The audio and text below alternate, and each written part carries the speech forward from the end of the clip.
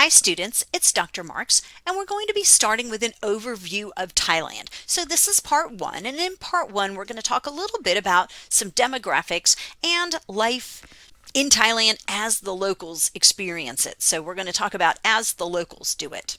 So let's get started. We're going to start by looking back at the map of Southeast Asia because it's important that you have a good sense of where we're going. And a lot of the geography of countries influences what we see, and it influences their development. We're going to talk about some of the demographics, specifically ethnicity and religion. We're going to take a little look at education in Thailand. And then we're going to reflect on doing it as the locals do. And that means understanding a little more about Thai cuisine, transportation, in other words, daily life. So back to the map of Southeast Asia, you see there in the red circle, we've got kind of that continental portion, that inland portion of Southeast Asia. And remember, it also includes Indonesia, which we see below, and Philippines to the right. But you see Thailand, and it's got that large continental portion, right? That large inland portion. And then it's got that very skinny tail. So you see all that beautiful coastline. Let's take a closer look. So again, I've asked you to be familiar with the geography of Southeast Asia. So as we just saw, Thailand borders Cambodia and Laos and Burma, which I should be calling Myanmar, but I traveled there when it was Burma, and in my mind it will always be Burma.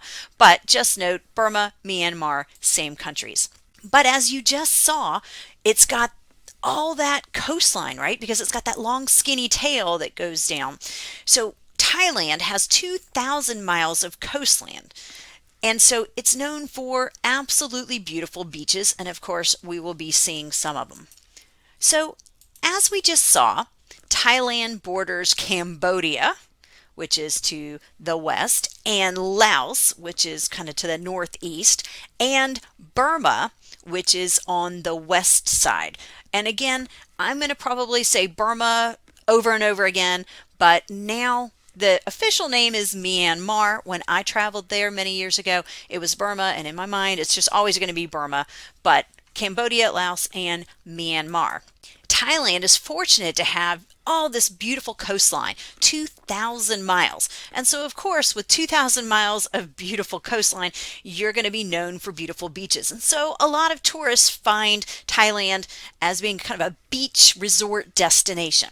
Now, we'll see some beautiful beaches, of course, but we don't want to spend all of our time in, tourist resorts. You're not going to learn much about Thailand that way, but you'll definitely see some beautiful coastline.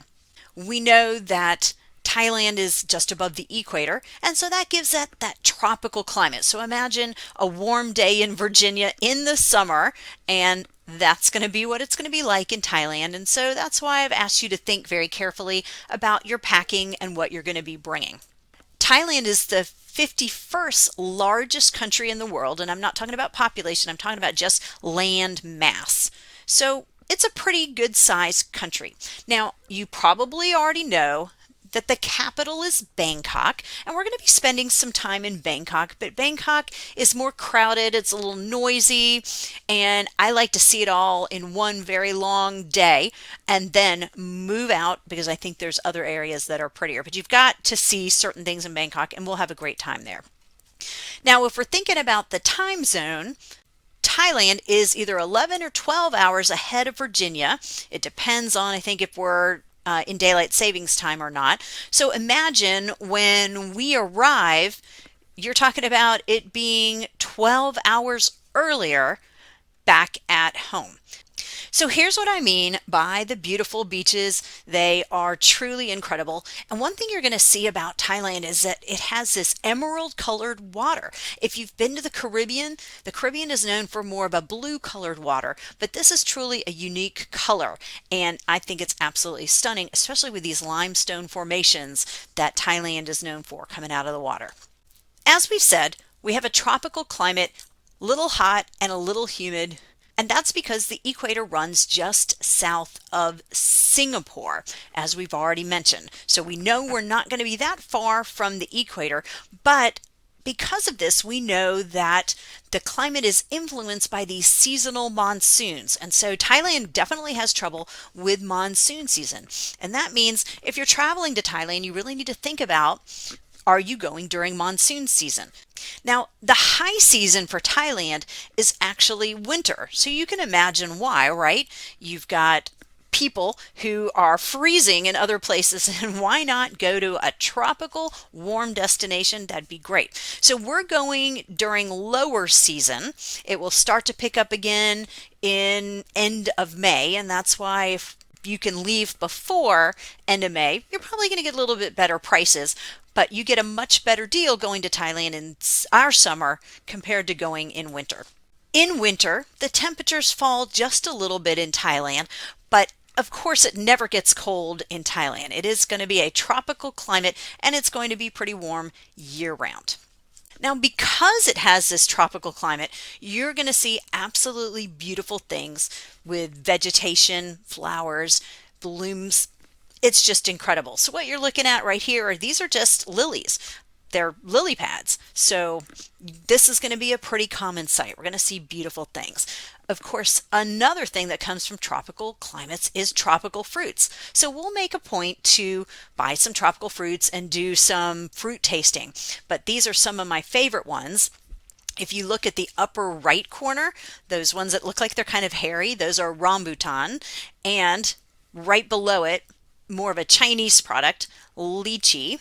And then bottom left, that is durian. It absolutely smells horrible. And there's actually places that have signs that say no durian. There's places that people cannot eat it. So imagine avocado mixed with onion and then let it kind of ferment a little bit. And to me, that's durian. But my absolute favorite is in the upper left photo, those kind of brown balls that look a little bit like plums with a stem. Those are mangosteen, and that is spectacular. But of course, those pink layered fruits right next to the mangosteen, you've got your dragon fruit. But anyway, you will have the opportunity to taste all of these things. But if you're a tropical climate, then being a producer of tropical fruits makes total sense, right? Let's move on to talk about some demographics. Thailand has a population of approximately 69.8 million people. At least that's the estimate for 2023. But that, compared to the United States, makes it quite small. So it's just under about 1/5 of the United States' population. So if you take 5 Thailands, then you get approximately the United States. Population growth has really changed in Thailand.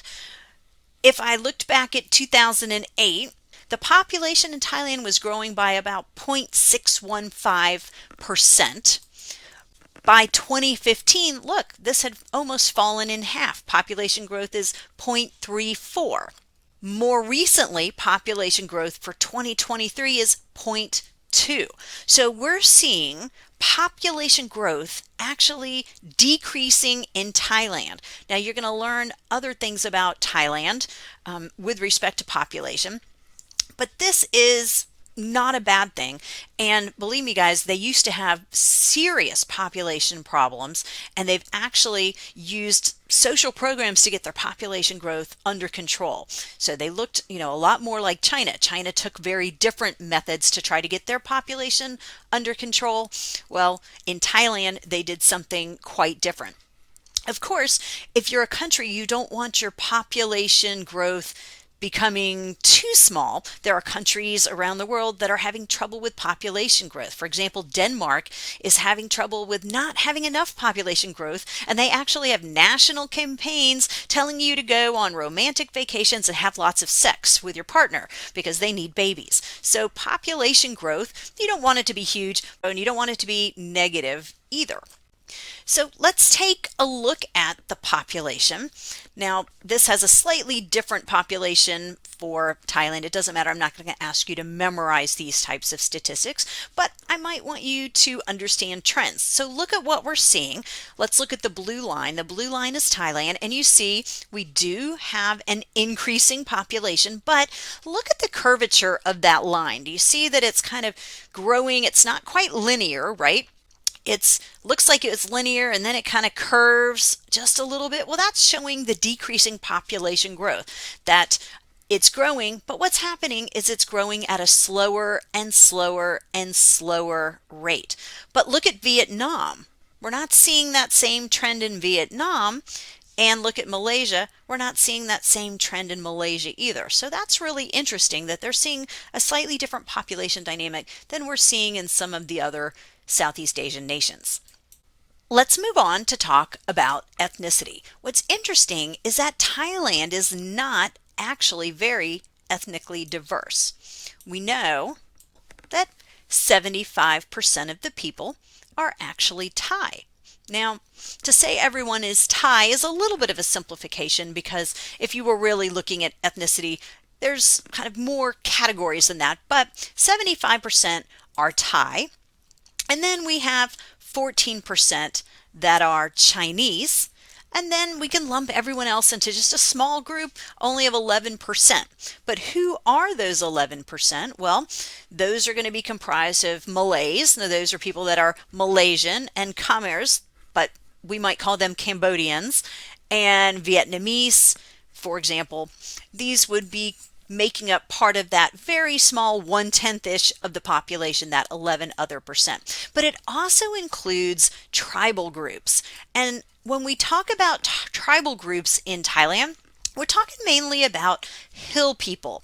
And so you're talking about Karen tribe, you're talking about the Mon tribe, and you're going to see some of these people as we travel around Thailand. For example, this is a hill tribe woman. And when we talk about hill tribes, what we mean is we're talking about ethnic minorities that migrated many hundreds of years ago. And what's interesting is they came from places like China and Myanmar and Laos, but they've established themselves in Thailand. But when they established themselves in Thailand, they settled in northern Thailand in the hilly areas of the country. And so that's where we get hill tribes. So these are going to be tribes that inhabit the border areas between, for example, Thailand and Burma. We see a lot of hill tribes, and Thailand and Laos, we see a lot of hill tribes as well. Generally, we're talking about people that are subsistence farmers. And so you're talking about rural areas, you're talking about a very rustic lifestyle. And when we say subsistence farmers, they're basically farming for the purpose of being able to feed themselves. They might also take some of it to market, but they're not going to be, large scale farmers. If we look at this map, we get some color coding showing us where we find some concentration of hill tribes. So first, look at that long red stretch that is right on the west coast of Thailand. Now remember, Burma is to the west and kind of wraps around the northwest. So what we're seeing there is the Karen people, and the Karen people would have come from Burma. And if you learn a lot about Burma, you'll learn that there's ethnic cleansing and ethnic persecution of Karen people. So it's not surprising that large numbers of people have left Burma because of the violence, because of the persecution of hill tribesmen, and they've left, crossing the border to come into Thailand. And then if you look at where all those kind of colored dots are, the purple and the green and the blue and the kind of orangey color up there in the Chiang Mai area and the Chiang Rai area, remember those borders are with Laos. And so Laos, you've got people that are coming, and that's the areas we were talking about, kind of the hilly areas in the north of Thailand, where these people have established themselves and established communities quite some time ago. Now, another tribe that you find in Thailand is the long neck tribes. And you see a woman here, and you can very clearly understand why we call them the long neck tribes. But it's a subset of the Karen tribes from Burma. And we see these in northern Thailand. Now, I've actually been to a long neck tribe in the Chiang Mai area. And you see that they have elongated their neck. This is something they do. It's a practice. and look how long her neck is, using these kind of gold discs. And I've tried them on.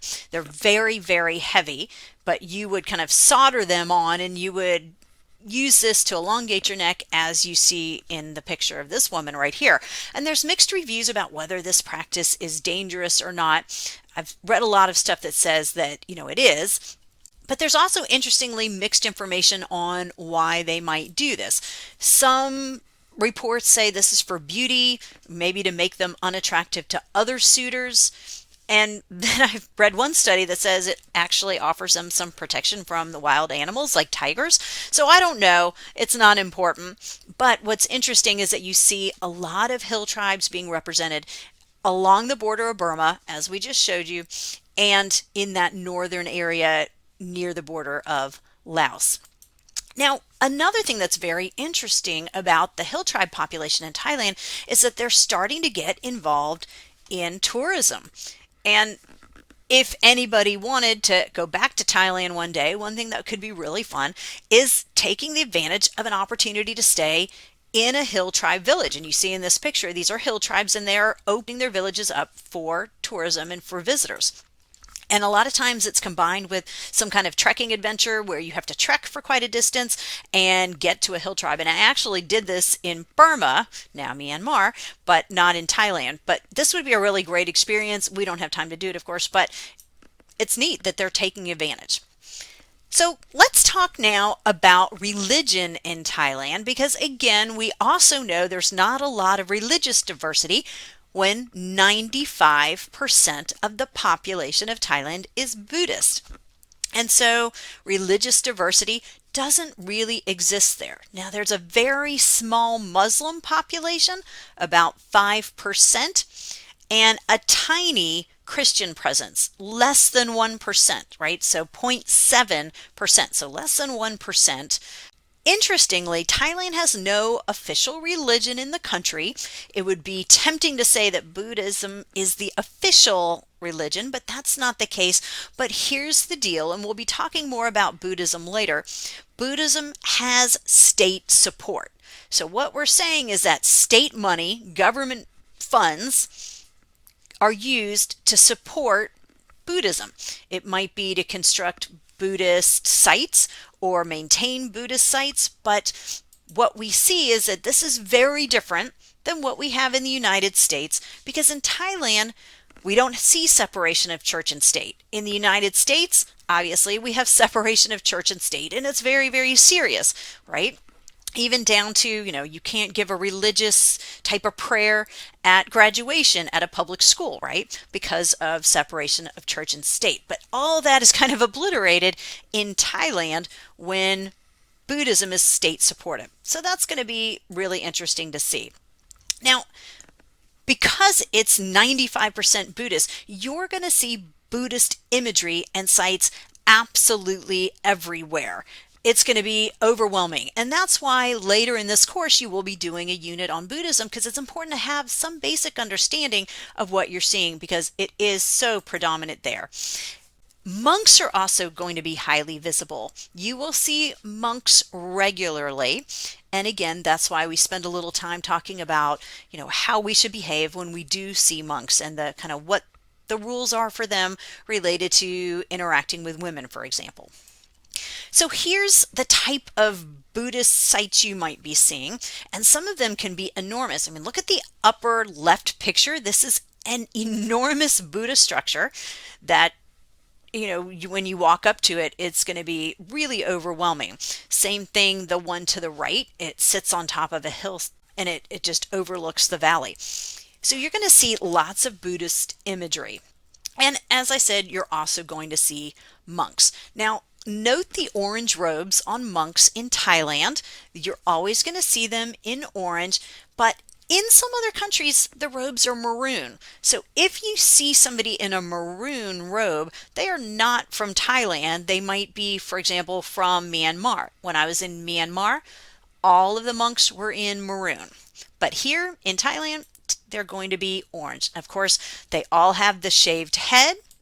And usually they're in flip-flops. Again, you're not dressed in any fancy way. You're not sporting your expensive tennis shoes or anything like that. So you're very modest in your lifestyle. Thailand is a very spiritual place, and you're going to catch on to that right away. You're going to see so many things. And what you're looking at right here are spirit houses. And that's exactly what it sounds like. It's an appealing house that's been built for the spirits. And so you want to take good care of your spirits. And that means that you're going to have spirit houses outside homes and businesses of families and businesses owned by people who are Buddhists. But it's important that when you upgrade your house, maybe you add on or you remodel or you move to a nicer house, you need to also upgrade the house for the spirits. You're also going to see offerings. So it might be food, it could be Fanta soda. The spirits must love Fanta soda because they get that a lot. You're going to see a lot of that. And so keep an eye out for beautiful spirit houses. They come in all shapes and sizes, and some of them are really elaborate. You also might see a spirit tree. So this right here is a spirit tree. This is not going to be an uncommon sight either. So we see spirit houses and spirit trees in this picture. Let's move on to talk about literacy and education in Thailand, because we would describe them as being literate and educated. It is a strength of this developing country because Thailand has made much progress in education. Not trying to say things are perfect. They're not. We'll talk about some issues, but they've made a lot of progress. Children in Thailand are guaranteed 3 years of pre-primary school. So guys, think about that. Thailand, a poorer country, right, a developing country, pays for 3 years of preschool basically. So ask yourself the question, do we get 3 years of free pre-primary school? No. And we know that's a challenge for people in the United States, but we're a wealthy country and we are not providing any free preschool universally. We do maybe for some kids that are at risk, right? We've got Head Start programs, but generally it's only for those that can't afford to pay for pre-primary school. So Thailand's really doing it right there. And then after that, you get 12 years of free basic education. So again, this is at a government provided school. So that means you can go to a total of 15 years of school. Imagine that, guys. And that is for free at a government provided schools, right? The government funded schools. And that exceeds what we're doing in our own countries. Now, just like in the United States, 9 years are required, and that's after the first 3 primary years. So you go to preschool for 3 years, you have to then complete 9 years up to 9th grade. But there's a payoff because there is a really high literacy rate in Thailand, and this was the most recent I could find in data sets that I felt were reliable. 94%, guys. Literacy rate of 94%. So that's excellent, right? So there's a payoff for investing in education, and we'll talk a little bit more about that. But one problem is that when we think about 94% literacy rate, that's great, but we see much higher illiteracy in rural areas. So you can imagine rural areas maybe that don't have as strong of schools, that don't have those kinds of resources, or maybe where parents just aren't sending their kids to school. We see that as a problem. So this is a typical school, and they're cute. Hopefully we'll have the opportunity to visit one. Normally we do. And we see that the kids are in uniforms. So you're going to see students all over Thailand in their school uniforms because uniforms are required even if you're at a public school, right? That's different than here in the United States where generally we don't see uniforms for public schools. So be on the lookout. And some of these uniforms can be really cute. They can be like purple pants and yellow shirts because those are very important colors in the Thai culture. But traditionally we see this kind of uniform like blue and white. So this is a typical school classroom. And again, it doesn't look that different from ours, but maybe more open air. It's probably not going to have lots of air conditioning. You see an air conditioning unit there, but I've been in a lot of schools that didn't have any air conditioning, and of course it's going to get a little hot. The school year in Thailand is May to March. So that's kind of an odd time frame. That means in April, part of March and April, you're on your holiday. So that means if we're going to Thailand in May, they should have just started back at school. And in fact, there have been times where we found ourselves visiting a school and it was like the first day of school. So they're going to start mid-May and then go all the way through March. Now, higher education's a little different. We just said that you can have 15 years of education at a public school for free, but college is not free in Thailand. You have to pay. However, they are having some of the same conversations that we're having about college debt and debt forgiveness. Again, same kind of story, trying to make it more fair for people to get an education, trying to ease the financial burden. So in Thailand, there are legislative bodies that are considering bills on this. So as I'm recording this, it's 2023. I'm not sure anything has been passed, so it's possible there will be an update on this later. But again, it's the same kind of debate we're having. And for the same reason that it's hard to get everyone on board to pass that kind of legislation here in the United States. Not everybody needs the assistance. It's very expensive to forgive debt, right? That's money that comes from taxpayers. So it's not clear how far they'll get, but I know that they've started some programs to try to help people with this. Now, historically, university expenses in Thailand have been relatively low, but just like here at home, the concern is about rapidly increasing costs. So it's the same story, guys, that we're having here in our own country about high cost of education, about lack of fairness, about accumulation of college debt, about should we be forgiving debt, making college free. It's interesting that they're a developing country, but they're having that same conversation that we're having.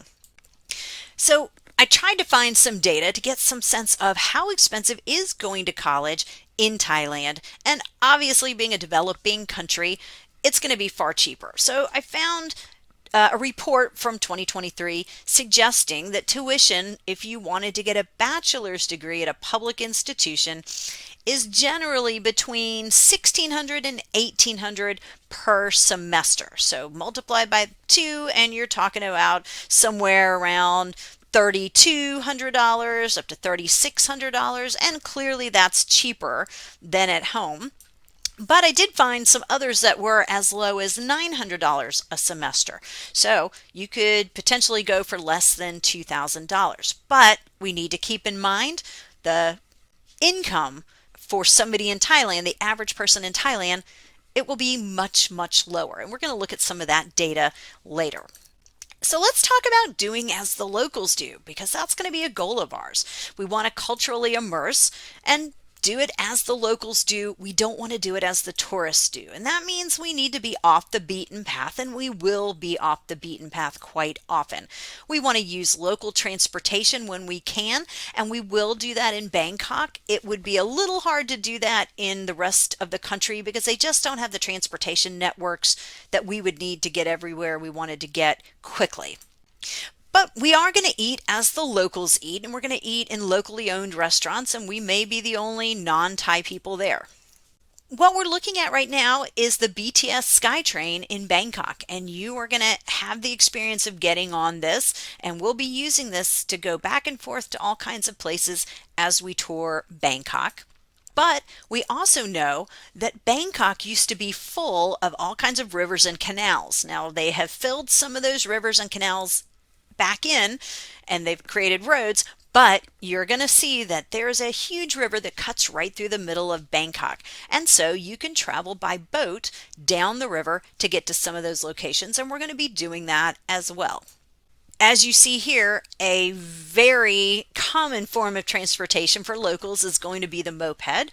Getting a car is going to be cost prohibitive for a whole lot of people, but your family vehicle might be the moped. And guys, don't be surprised when you see this kind of sight. You've got children and mothers holding babies on mopeds, and of course, they're not wearing helmets. This is going to be a very common scene. Keep in mind, if you are not high income in Thailand, this is your family car. So if this is your family car, you would be taking your whole family places on this vehicle. Now, Another fun thing that we see in Thailand is this right here. And what you're looking at right here is a moped taxi. So, not all taxi drivers are going to have yellow cars or orange cars or whatever color I can't remember at the moment. You can get off a train and pick up a moped taxi. So, that's what you're looking at right here. And so, you've got the moped taxi driver in that orange vest. But we also have tuk-tuks, that's on the left. So kind of imagine, a motorcycle with seats sitting next to each other. They're weaving in and out of traffic. I personally love them. If we have the opportunity, we'll try to use one. And then you will see family cars. They're going to be small, they're going to be fuel efficient, and as you see right here with this kid hanging out the window, the laws are just going to be different in Thailand. You may or may not have your kid in a seatbelt or even a car seat, as you see right here with a kid hanging his head out the window. So transportation, we're going to try to do it as the locals do. As we travel around, you're going to see that we're going to have to be careful because this is also a very common sight. Somebody is walking there. I don't know if it's a cow or a steer or exactly what this is, but we came across this one day as we were trying to explore. And so you have to be really careful when you're driving around Thailand because there could be an animal right in the middle of the road or a monkey. We'll probably see a lot of those as well. Let's talk about food in Thailand, starting with foods for the adventurous eater. If you are adventuresome, you're going to enjoy the cuisine in Thailand. Thailand has some of the strangest foods that I have seen, but if you are not adventuresome, do not fear. You're going to enjoy the food as well because there's lots of dishes that you're familiar with. There's a lot of things that are not scary. If you're a super picky eater, you can live off of noodles and fried rice and that kind of stuff. And it's all very fresh, even the street food. And I absolutely love street food, night market food, and we'll be eating a lot of our meals in night markets. So, street markets, night markets, I've never had a student get sick there because it's fresh. It's being cooked right there in front of you. And while health codes are different in Thailand, I don't think this poses any risk to us. And this is part of doing as the locals do because the locals aren't always going to restaurants at night like an indoor restaurant going like to Applebee's. They are going to night markets where the food is delicious and it's a lot more economical. So, super cheap prices are going to allow you to try lots of different things. So let's talk about some of the strange foods. All right, you can tell what this is, that some Thais enjoy chicken feet. So if you're interested, we might be able to find that. This is fish head stew. This right here, guys, is bamboo worm soup.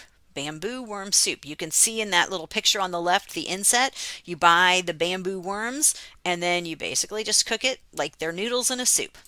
This is red ant stew, not the best picture I've taken, but I'll tell you that I took a group my very first year in Thailand when we were actually supposed to be in China and China was having problems. They told us we couldn't come.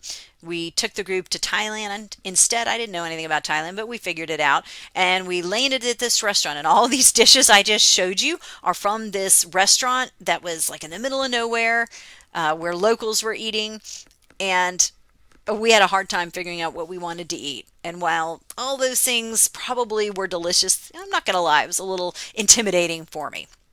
All right, another thing that you will have the opportunity to try is roasted insects. Thais love roasted insects. And guys, they're actually really good for you. They have a lot of protein. They roast crickets with maybe a little barbecue flavoring. They're crunchy, they're not gooey, but you can also try larvae. We might be able to find grasshoppers, locusts. So we'll see how adventurous some of you are. Now, for those of you that are not adventuresome, the cuisine is delicious. The top left, you've got your pad thai noodles with shrimp. And when I was last in Thailand, and it's been a while, that plate was about $2.50. Bottom left, you've got chicken fried rice. Upper right side, you've got fried fish in some kind of Thai chili sauce. Then right below that with the broccoli, it looks like you've got a red curry dish, and then the bottom dish is sweet and sour chicken, it looks like. So again, you're going to see dishes that are familiar to you, and don't worry, no one's going hungry. But as I said, my favorite thing is to eat in the night markets. This is a really big night market right here. But when I say night market, this is what I'm talking about. A night market will have clothing, it will have jewelry, it will have electronics, and it will have delicious food. So we're going to be hitting a lot of night markets like this, and you'll be able to go around and pick out what you want to eat. When you're in the night market, look around. You're looking to see if the food looks fresh, if it looks like the facility is clean. And if you say yes to both of those things, I don't think you're going to have any risk consuming food in a night market. And then one other thing about as the locals do it, I'm just going to remind you about the Asian squatty potty because you're going to see a number of these as well. And so remember what's missing in this picture? The toilet paper. So you are going to need to make sure that you bring the provisions that you need, and you also don't stop up the toilet because remember there's no flusher here. That Blue Dipper is just going to be dipped into the tank of water that you see right there, and gravity is going to flush down whatever you put into the bowl. So you're going to scoop up, 2 or 3 containers of water, flush them down. If you put a whole bunch of toilet paper down, guys, it may not flush down, and now you have just clogged the toilet. So don't forget, guys, toilet paper, bring it if you want it, or you can do it as the locals would do. They would take that Blue Dipper and they would use it to kind of splash themselves clean. I prefer toilet paper, but you're going to have to throw it into the trash can. If there's not a trash can, you're throwing it into your own Ziploc bag. So please make sure that you bring the things you need, and we can buy more there in Thailand, but they should always be in your backpack. So guys, in conclusion, hopefully you get a good sense that Thailand looks very different from home, and I love that about travel. I don't want to go to a place that reminds me of home, but we want to be as immersive as we can be, and we definitely will be doing that. In our itinerary, we have a mix of tourist destinations. Like, for example, we have to go to the Grand Palace of the King. That's just something you've got to see. And we're going to be off the beaten path quite a bit, and so be prepared for both. But I want you to keep your eyes open as we're traveling around. Look for similarities. You may find some. And look for differences. You'll absolutely find many of those. So be open-minded and try new things. But most of all, be respectful of a culture and a standard of living that's very different from yours. So thank you so much for listening, guys. Let me know if you have any questions, and have a great day.